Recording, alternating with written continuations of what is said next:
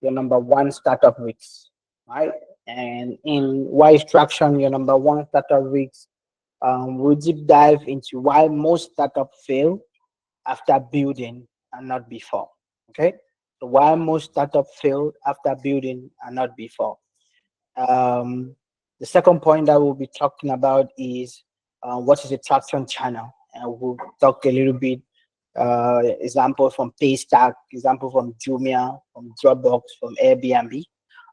These are a couple of startups that have succeeded somehow. So we'll talk a little bit about examples of traction channel and what a traction channel is. Okay. Um, the third thing that we'll talk about is how to find your traction channels. Right? Where do your user already hang out? Where do they spend most of their time? And how can you identify your traction channel that is particular to your startup? And the next point is how to plan your first 100 users. And we're going to talk about the Bullseye framework and picking your top channels. Um, the next point is we're going to have a team activity, which you can, this will be an activity that you take back home, do it, submit it to the Google Classroom, and I can create some time to review it. And for those who do their assignment, I can offer them some office hour to be able to review and be able to give them feedback, right? Um, and then we can have like a review feedback and things like that, okay?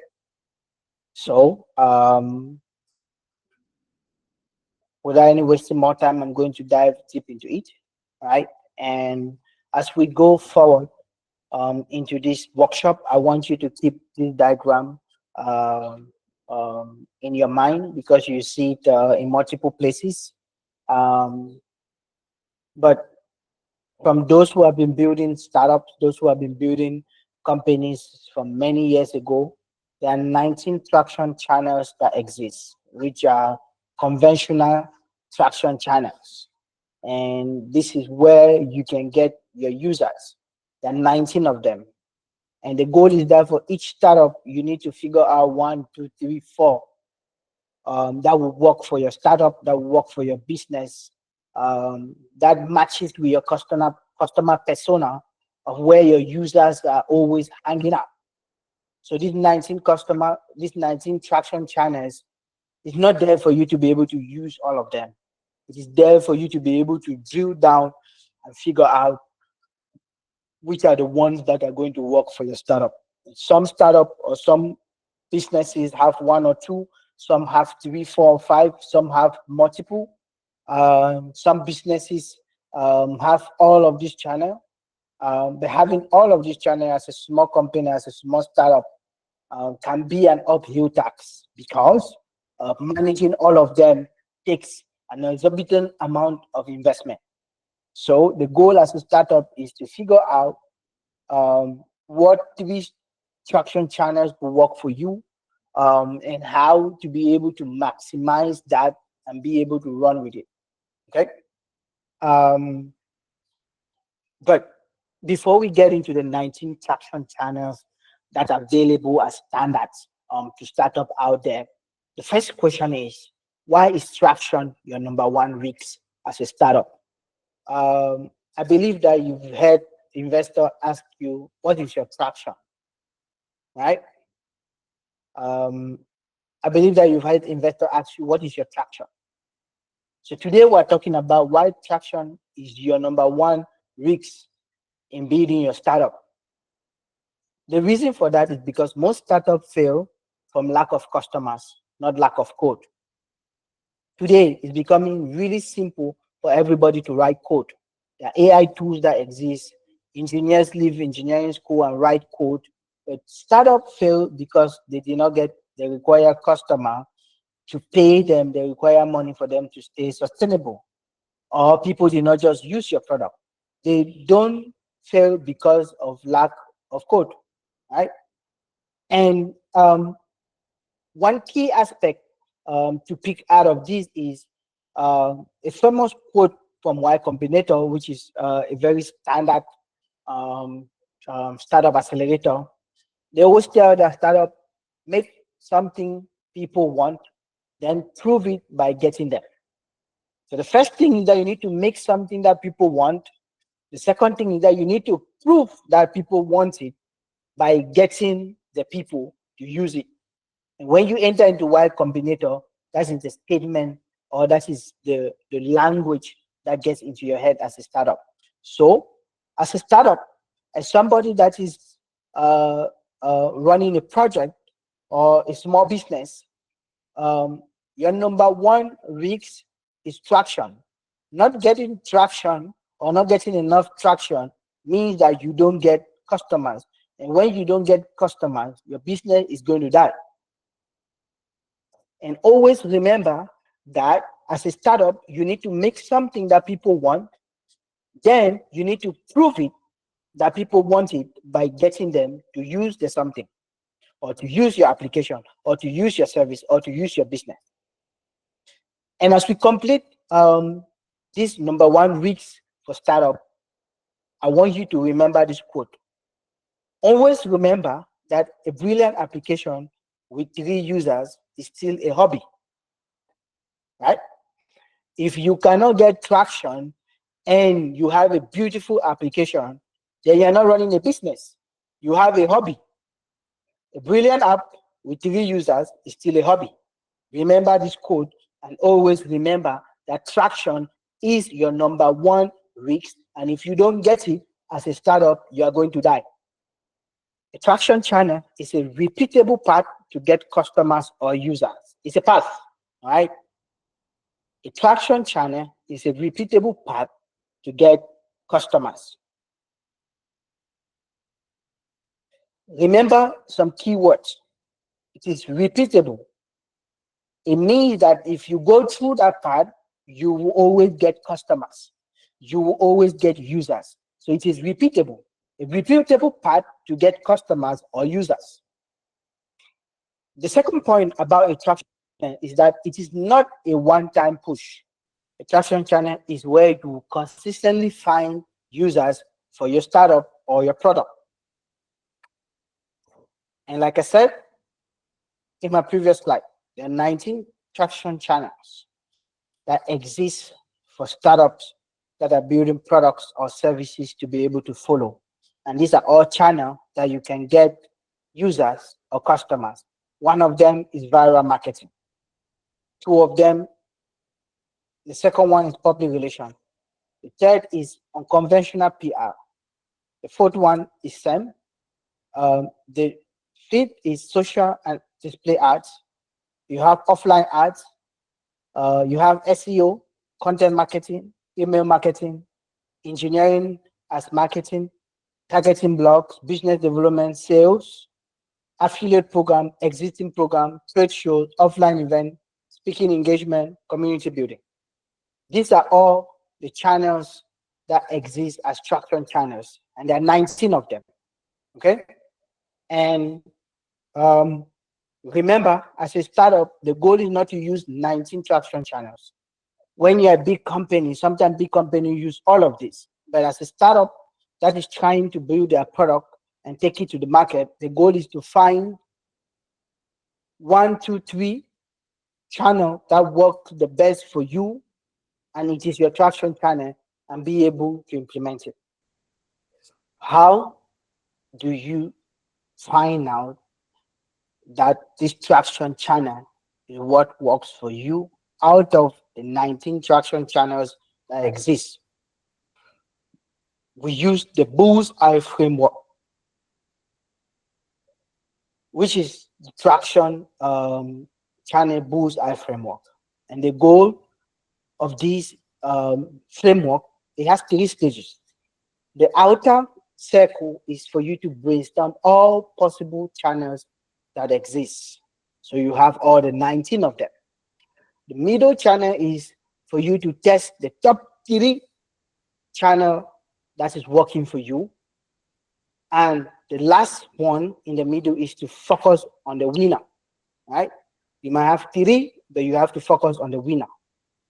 And the goal about building your traction channel is to work through this slowly, because many founders think that they need to be on TikTok, Instagram, You need to do SEO, billboard, and everything. But the Bullseye framework helps you to avoid burnout and get traction faster. So, if you want to design your traction channel that works for your business, the first framework that you want to use is the Bullseye method, where in the first circle, you can brainstorm on all the possible channels that exist. Will email marketing work? Will affiliate marketing work? SEO, existing platform, offline events? The middle is to test the top three that you think that can be able to work. And the last is out of the top three, you should take the first or the one highest performing traction channel and focus all your energy there as an early stage startup. That will be the channel that brings you most of the users or most of your customers to the platform.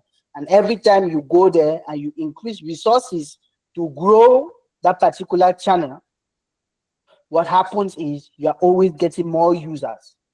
So when you leave this today, I need every startup here to implement the Bullseye framework to determine the attraction model. The first is to gather with your team and brainstorm on all the possible channels that are available on the traction channels. The third is to test the top three that you think that matches with your business. And I want you to find the one traction channel that will generate you the most users for your business. Then you and your team double down and put more resources on that channel to increase your users and your customers. So that is the Bullseye framework of the traction model. On my previous slide, I showed you about traction channels, but this slide is talking about the 19 proven channels, right? Content marketing, blogs, videos, paid advertisement, Google, Facebook, event and trade show, you guys already know that, public relation, community building, SEO, cold outreach, business development. And what I want to bring to your attention here is that even WhatsApp use viral loops. Dropbox use refer a friend for extra storage. These are all traction channels, right? If you look at our different traction channels, you are able to pick out some of the traction channels that some of these startups they use. Case study one, Paystack.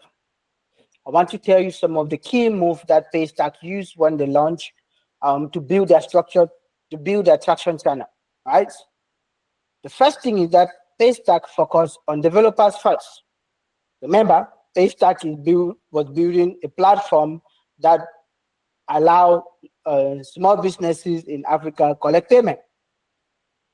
And if you remember very well, Paystack wanted to be the Stripe for the African continent.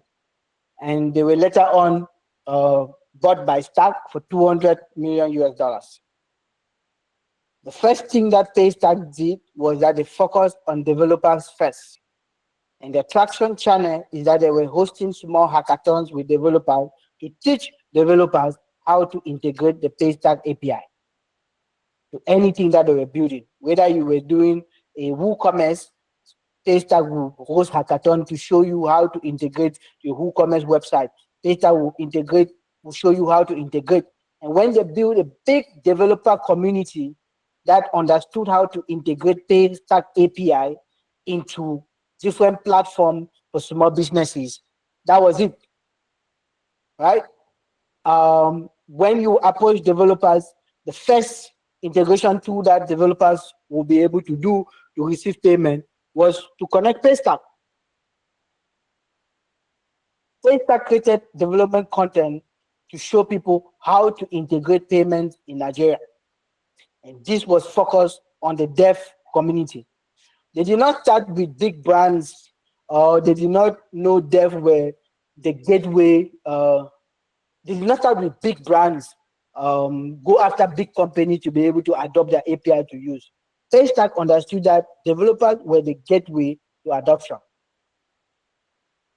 So the question that I have for you as a startup, is that who is your equivalent of the developers for the Paystack?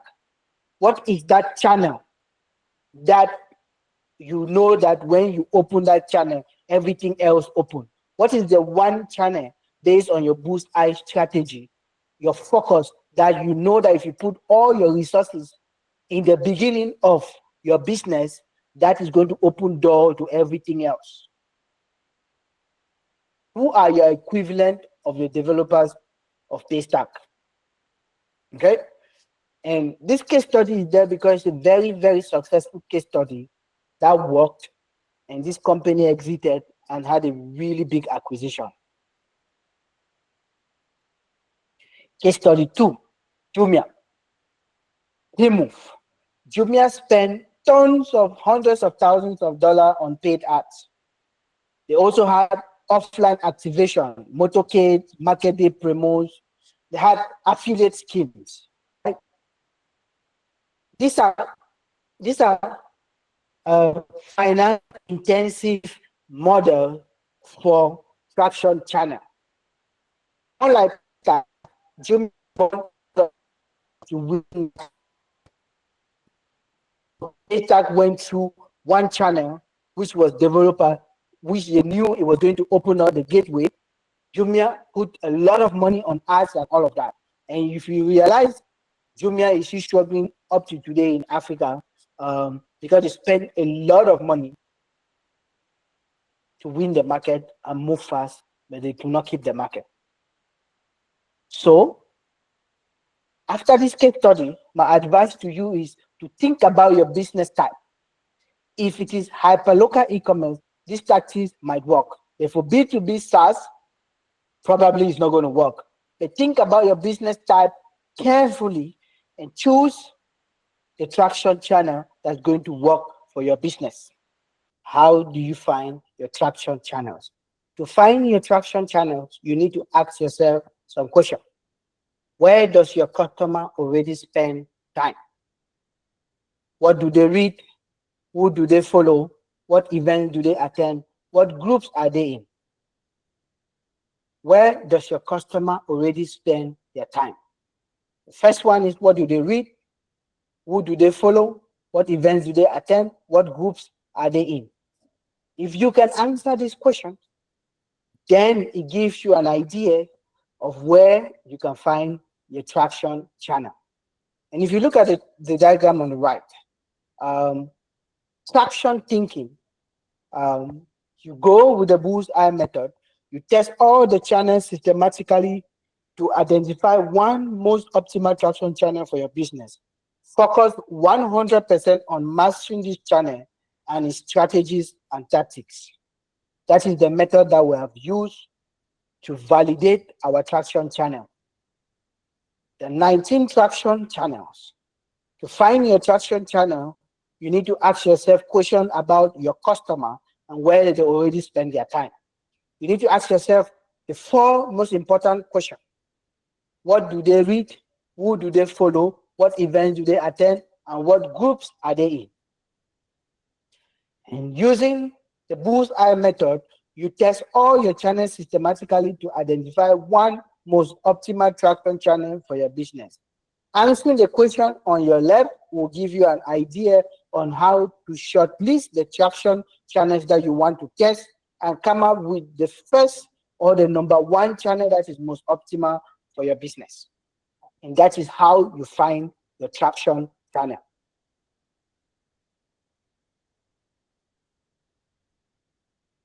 Now, I want to talk to you about the power of narrow focus. You only need one channel to work first, right? And then you can figure out all the other channels that can work. As Paul Graham, who is co-founder of Y Combinator, says, that do things that don't scale. Do things that don't scale. So first, find the one channel that works for your business, master it, put a lot of resources in it, grow it, and then you can figure out all the other channels that can work for your business. Remember, the Airbnb founders used to personally move around apartments and take photos of listings to get the quality of the photos to be up, other than giving that job to somebody else to do it? What is the one unscalable thing that you can do today to kickstart your growth? Don't ask yourself it's going to scale. Just find one channel that you can have the highest number of your customers or your users come from. If that channel becomes the channel or becomes a traction channel that you can build on and test other channels. Today, who are the people using your platform, your app, your service? Can you connect that people to the persona of customers that you have? And can you connect that to a larger customer segment? The second thing, to what extent does the user personas fit within those segments? The last part is that how much assumption of variation exists within the segment and the adopters with the future service or product development. These are all things that you want to test to figure out what channel gives you the highest customer base that match your customer persona. Now, how do you plan your first 100 customers? 3 steps. 1, brainstorm 5 channels that your user might be on. 2, pick top 2 for experiment. 3, run small tests and track results. How do you get your first 100 customers? 3 steps. 1, brainstorm 5 channels your user might be on. 2, pick top 2 for the experiments. And 3, run small tests and try result. Example of test: you run a $20 in Instagram ad to see clicks, message 30 LinkedIn customers or contacts to book demos. And the last one is host a mini info webinar. Those are all example tests that you can run in the top 2 channels that you are selected to run the experiment. You can say Instagram, I'll run a $20 ad to see if people are going to click. I'm going to message 30 people on LinkedIn to book a demo, and I'm going to host a mini webinar to talk about my product. And all of this is to test, to figure out which traction channel is going to work.